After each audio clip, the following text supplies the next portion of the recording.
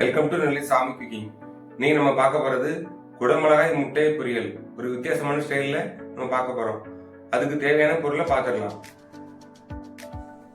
ஒரு குடமிளகாயை பொடிசாக கட் பண்ணி வச்சுக்கிறோம்.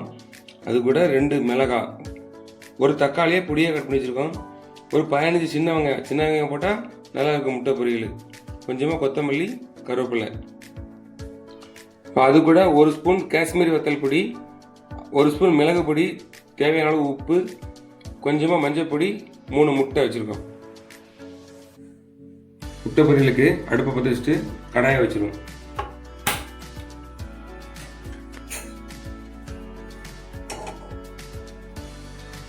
இப்போ தேவையான அளவு எண்ணெய் ஊற்றிடும்.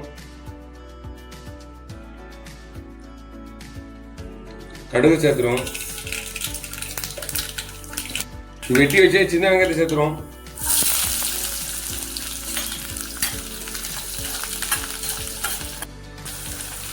வெட்டி வச்ச பச்சை மிளகாவை சேர்த்துறோம். ஒரு கொத்து கருவேப்பிலை சேர்த்துறோம்.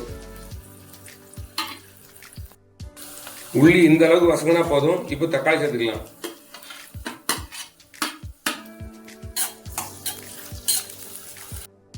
இப்போ வெட்டி வச்சு குடமிளகாய் சேர்த்துக்கலாம்.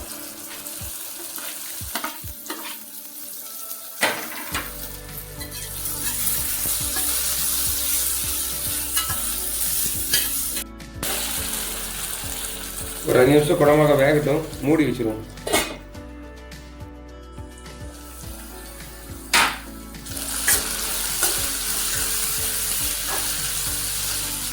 இப்போ முட்டையை உடைச்சி ஊற்றிடலாம். இந்த அளவுக்கு வந்தால் போதும். குடமிளகாய் முட்டையை உடைச்சி ஊற்றிடலாம்.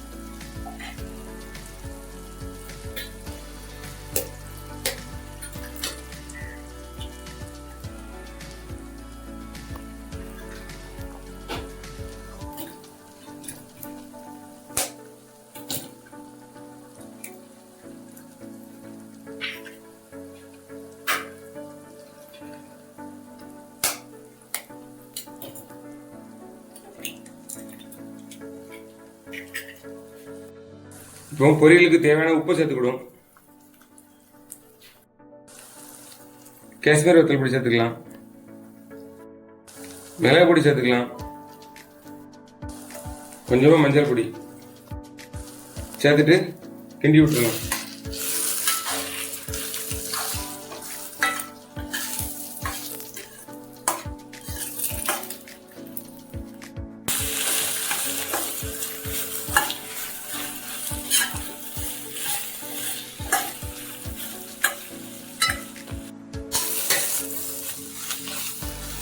அவ்வளோதான், குடமிளகாய் முட்டை பொரியல் ரெடி ஆச்சு. மலையில் தூவி விட்டுடலாம்.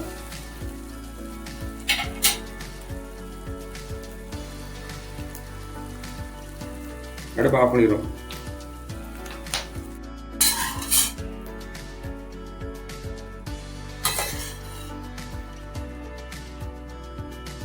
இந்த மாதிரி செஞ்சு சாப்பிடுங்க, நல்ல டேஸ்டாக இருக்கும். சின்ன குழந்தைங்க நல்லா விரும்பி சாப்பிடுவாங்க.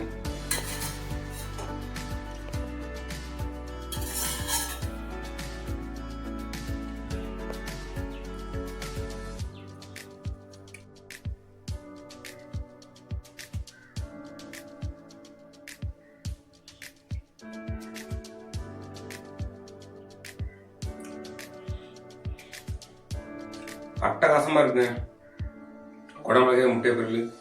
நீங்களும் இந்த மாதிரி செஞ்சு பாருங்க. செஞ்சு பார்த்துட்டு கமெண்ட்ல சொல்லுங்க. வீடியோ பிடிச்சிருந்தா லைக் பண்ணுங்க, சப்ஸ்கிரைப் பண்ணுங்க.